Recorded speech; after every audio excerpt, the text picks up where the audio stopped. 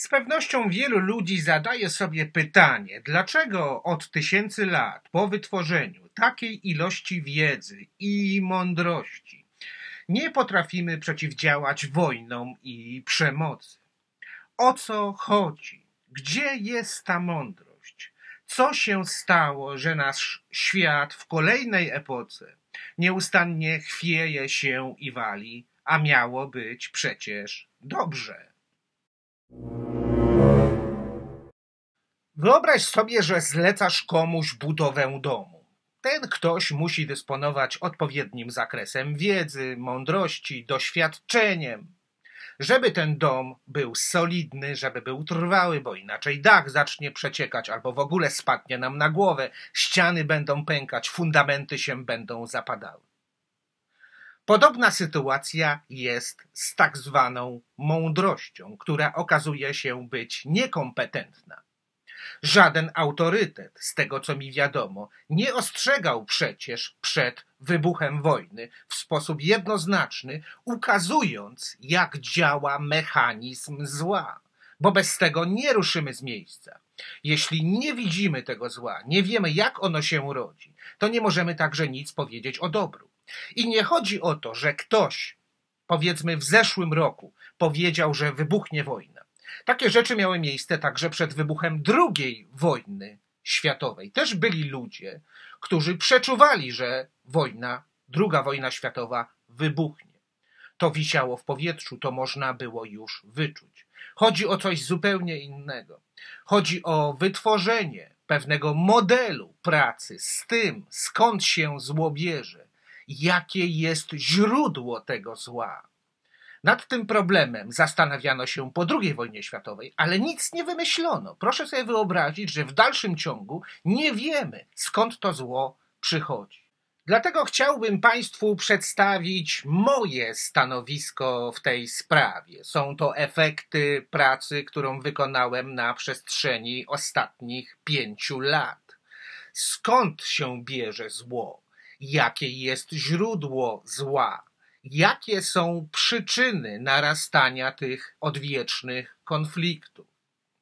Ja od paru lat przestrzegałem świat na długo przed wybuchem wojny, że do konfliktu prędzej czy później dojdzie. Nie mówiłem oczywiście, kiedy do niego dojdzie. Ja mówiłem, jak działa ten mechanizm. Oczywiście, że moje uwagi czy moje konkluzje nie zostały brane na poważnie, a teraz niestety mamy konflikt, świat się pali i wszystko jest wywrócone do góry nogami. Dlaczego wybuchają wojny? Na czym polega bezmyślność? Czym jest istota myślenia, ale myślenia poprawnego, dobrego, aby do konfliktu nie doszło?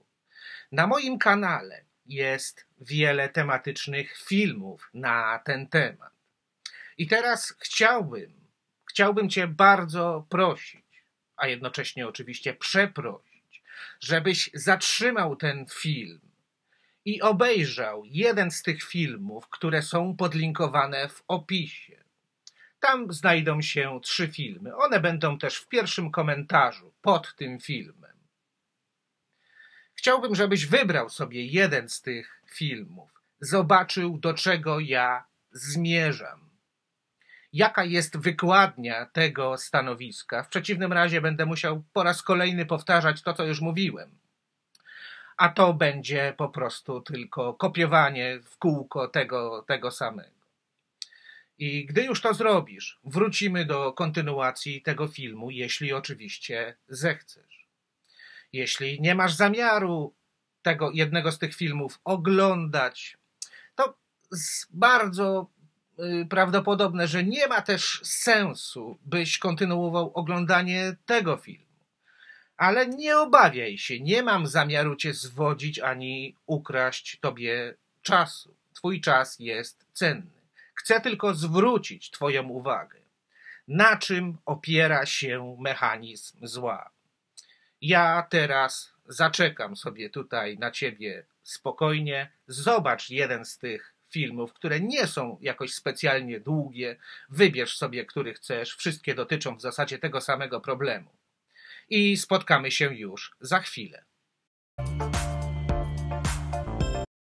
Teraz już wiesz, że racjonalna mądrość nie była w stanie rozwiązać żadnego naszego problemu, bo stanowisko wszechświata na najwyższym stopniu ewolucji, jak powiedziałem na filmie, jest diametralnie odmienne. Tutaj po prostu zmienia się paradygmat. Mądrość powinna otwierać nas na prawdę, na to, co nieodkryte, co niewidoczne. Mądrość i racjonalność łączy się zatem z tym, co jest irracjonalne. I ta funkcja tej mądrości potrzebuje właśnie zła moralnego, które ma służyć kulturowemu postępowi. W przeciwnym razie to zło wróci i wywoła konflikty i zbrodnie, wojny, jak ta na Ukrainę. Wszystkie nasze problemy biorą się z walki o przetrwanie, bezwzględnej i niedorzecznej, głupiej i niemądrej. Tak też racjonalna mądrość stała się tylko zwykłą głupotą, która przygląda się temu, co się dzieje na świecie i w ogóle tego nie rozumie. Jest to głupota w innej szacie, ale dysponuje dokładnie taką samą ilością bezwarunkowej iluzji. My nie potrafimy nawet czytać książek, bo czego się naczytaliśmy przez te tysiąclecia?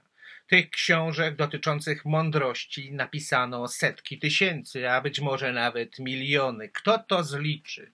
Czy coś zmieniło się w nas samych? Czy postęp kulturowy jest realizowany? Boimy się dotyku moralnego zła, które ma oznajmić naszą głupotę. Nie ma przecież wiedzy, która towarzyszyłaby temu doświadczeniu, żeby ludzie uwalniali się od obłędu własnego życia, w którym utknęliśmy. Dlatego książki nie zmieniły obrazu świata, bo opowiadają jedynie miałkie historie, albo karmieni jesteśmy książkami o dobru, które kładą nacisk, że dobro jest niczym sympatia wszystko przenikająca, poszukująca spokoju i harmonii, rezygnująca tym samym z twórczego niepokoju i dotyku na służbie powstawania dobra, piękna i prawdy. Lem powiedział kiedyś, że lubi brudne książki, mroczne książki. Co to znaczy? O co mu chodziło?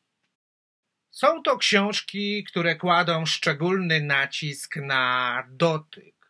Książki, o których mówił Lem, są na swój sposób okrutne, czyli podpalają zaciemniony obszar naszego doświadczenia, bo prawda jest w trakcie powstawania, zatem prawda lubuje się także w tym, co pięknie odkrywa się poprzez brzydotę. To, co byłoby dla nas niewygodne i nieprzyjemne, gdybyśmy taką książkę przeczytali, byłoby właśnie traktowane przez nas jako brzydotę, ale Twórca właśnie w ten sposób wyczula nas poprzez używanie moralnego zła na moment powstania, jeśli go nie wysłuchamy, zła destruktywnego. Bowiem jeśli się nie otwieramy na prawdę, jeśli ta prawda nie uczestniczy w naszym doświadczeniu, to zło niewykorzystane w twórczym procesie musi się obrócić i wróci do nas, upominając nas. Bo zło musi mieć swoje zastosowanie. Dlatego Twórca nie obiecuje nam spokoju. On pracuje w fazie twórczego niepokoju. A cóż nam obiecuje mądrość? Obiecuje nam tylko spokój, poszukiwanie poczucia bezpieczeństwa, poszukiwanie harmonii, a sensem istnienia na służbie powstawania prawdy jest twórczy niepokój, gdzie wzajemnie otwieramy się na zapłodnienie intelektualne i moralne. I tego nam właśnie brakuje. Tego brakuje temu światu, którego fundamenty nieustannie się zapadają. Jesteśmy teraz w fazie w zasadzie, gdzie cała nasza mądrość i wiedza zgromadzona przez tysiące lat obróciła się w pył. O czym tutaj mówić, gdy my nie potrafimy nawet ze sobą rozmawiać? A jak już jest to rozmowa, to przeradza się tylko w mowę mechaniczną, prześlizgującą się po powierzchni, bo wszyscy walczą, wszyscy kalkulują, wszyscy korzystają jedynie z inteligencji manipulacyjnej. Jak przetrwać, jak kogoś przechytrzyć, jak stanąć na szczycie, jak zaistnieć i zapisać się na kartach historii. To wszystko na nic. W jednym z tych filmów mówię o tym, że nic nie przetrwa. Dlatego wszechświat nieustannie koryguje nasz kurs. Boimy się prawdy o sobie, bo może się okazać zbyt okrutna. Tym samym przyciągamy do siebie jedynie tych, którzy nam coś obiecują na naszą zgubę, bo prawda nic nie obiecuje. Prawda daje wolność od złudzeń i cierpienie, które jest miłością. Z tego też względu zło się przyciąga. Serdecznie Państwu dziękuję za uwagę i zachęcam Państwa także do zakupu jednej z moich książek. Znajdują się linki do księgarni w opisie do tego filmu. Pozdrawiam serdecznie i do zobaczenia w kolejnym filmie na kanale Króla Pustkowia.